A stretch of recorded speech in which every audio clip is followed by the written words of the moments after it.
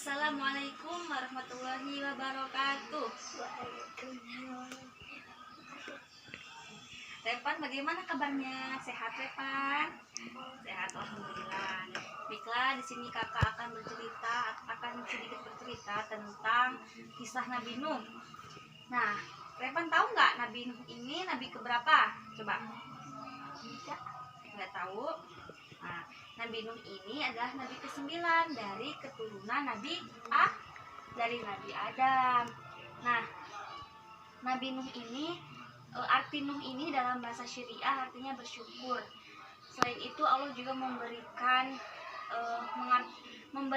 gelar kepada Nabi Nuh, yaitu Abdus Syakur, karena Nabi Nuh ini adalah nabi yang semasa hidupnya banyak sekali rasa syukur.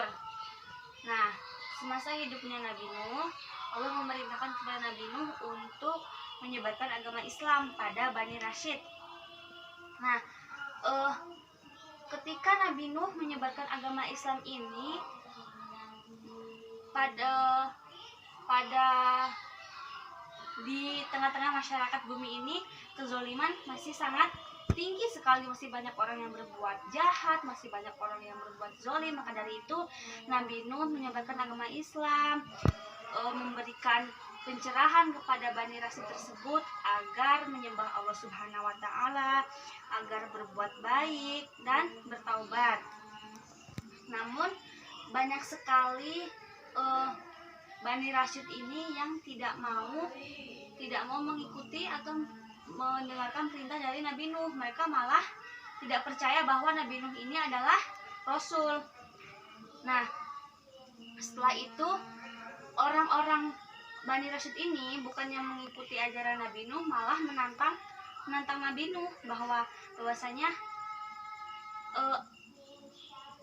mereka ingin hukuman-hukuman atau azab-azab yang telah diterangkan Nabi Nuh itu datang kepada mereka. Mereka tidak percaya bahwa azab Allah itu ada. Nah, setelah itu Nabi Nuh berdoa kepada Allah Subhanahu wa Ta'ala, "Ya Allah, berikanlah azab-azab kepada orang-orang yang tidak mau mengikuti perintah-Mu."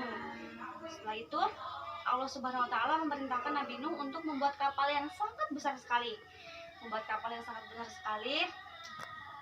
Nah, kemudian kurang lebih pengikut Nabi Nuh ini ada 80 orang kurang lebihnya. Setelah itu pada suatu hari Allah Subhanahu wa Ta'ala memerintahkan Nabi Nuh untuk mengajak para pengikutnya menaiki kapal. Para pengikutnya ini termasuk orang-orang yang beriman, kemudian sepasang hewan, kurang lebih 80 orang tadi ya, naik ke kapalnya. Kemudian orang-orang kafir tadi tidak ingin ikut ke kapalnya karena memang mereka tidak mempercayai bahwa azab Allah itu ada. Nah, setelah itu datanglah air bandang besar yang diberikan oleh Allah Subhanahu wa Ta'ala. Jadi Nabi Nuh dan para pengikutnya ini selamat karena mereka naik kapal besar tadi. Sedangkan orang-orang kafir Bani Rashid tadi itu tidak selamat karena tenggelam oleh air atau azab Allah Subhanahu wa Ta'ala tadi. Nah, jadi setelah Nabi Nuh berada di ujung itu, Nabi Nuh memulai kehidupan baru dengan para pengikut-pengikutnya atau orang-orang yang beriman. Nah, Repan tahu nggak pelajaran apa yang dapat kita ambil dari kisah Nabi Nuh? Nggak tahu.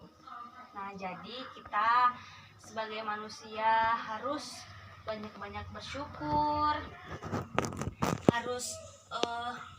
harus bertakwa kepada Allah Subhanahu wa Ta'ala, berbuat kebaikan, menjauhi larangannya, ataupun jangan berbuat jahat. Nah, mungkin hanya itulah tadi kisah Nabi Nuh yang dapat kakak sampaikan.